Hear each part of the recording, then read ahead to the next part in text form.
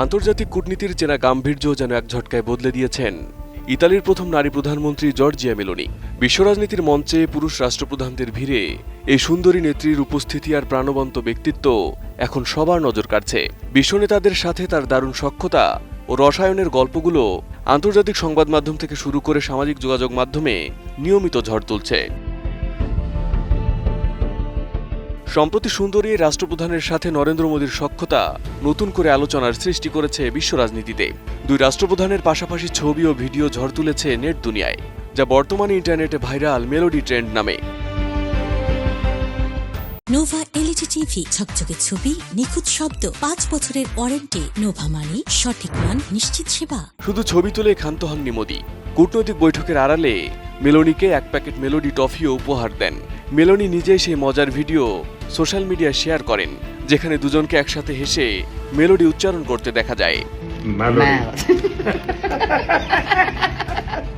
Meloni মোদীকে বন্ধু বলে সম্বোধন করেন, তবে এই বন্ধুত্বের পেছনে অবশ্য লুকিয়ে আছে ভারত ও ইতালির প্রতিরক্ষা ও প্রযুক্তির বড় ভূরাজনৈতিক স্বার্থ। শুধু নরেন্দ্র মোদী নয়, অন্যান্য বিশ্ব নেতাদের সাথেও তার রসায়নের দৃশ্যগুলো কম নাটকীয় নয়। এর আগে আলবেনিয়ার প্রধানমন্ত্রী এডি রামা আন্তর্জাতিক প্রোটোকল ভেঙে মেলোনির সামনে যেভাবে হাঁটু গেড়ে বসেন তা বিশ্ব গণমাধ্যমে বেশ সাড়া ফেলে। এছাড়া বিশ্বখ্যাত ধনকুবের ইলন মাস্ক নিউ ইয়র্কের এক অনুষ্ঠানে মেলোনির প্রশংসা করে বলেছিলেন, তিনি ভেতর থেকে যেমন সুন্দর, বাইরে থেকেও ঠিক ততটাই সুন্দর। এমনকি তাদের হাসি মুখে তাকিয়ে থাকার দৃশ্য আন্তর্জাতিক সংবাদ মাধ্যমে বেশ শোরগোল ফেলেছিল। পাশাপাশি মার্কিন প্রেসিডেন্ট ডোনাল্ড ট্রাম্পের সাথেও মেলোনির গভীর আদর্শিক মিল রয়েছে এবং ইলন মাস্কের মধ্যস্থতার কারণে হোয়াইট হাউসে তার বিশেষ অগ্রাধিকার রয়েছে। বিশ্বমঞ্চে এমন ঝড় তোলা জর্জিয়া মেলোনির রাজনৈতিক উত্থান কিন্তু সহজ ছিল না। রোমের এক শ্রমজীবী এলাকায় বেড়ে ওঠা মেলোনি মাত্র 15 বছর বয়সে রাজনীতিতে জড়ান। 2012 সালে তিনি নিজেই ব্রাদার্স অফ ইতালি দল প্রতিষ্ঠা করেন এবং 2022 সালে ইতালির প্রথম নারী প্রধানমন্ত্রী হন। কট্টর ডানপন্থী ইমেজ নিয়ে ক্ষমতায় এলেও তিনি অত্যন্ত বাস্তবমুখী কূটনীতি বেছে নিয়েছেন।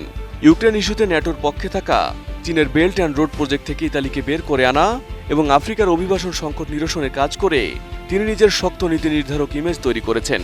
ব্যক্তিগত জীবনে এক কন্যা সন্তানের এই সিঙ্গেল মাদার তার লড়াকু ব্যক্তিত্ব এবং মার্জিত পাওয়ার ড্রেসিংয়ের জন্য সমাদৃত।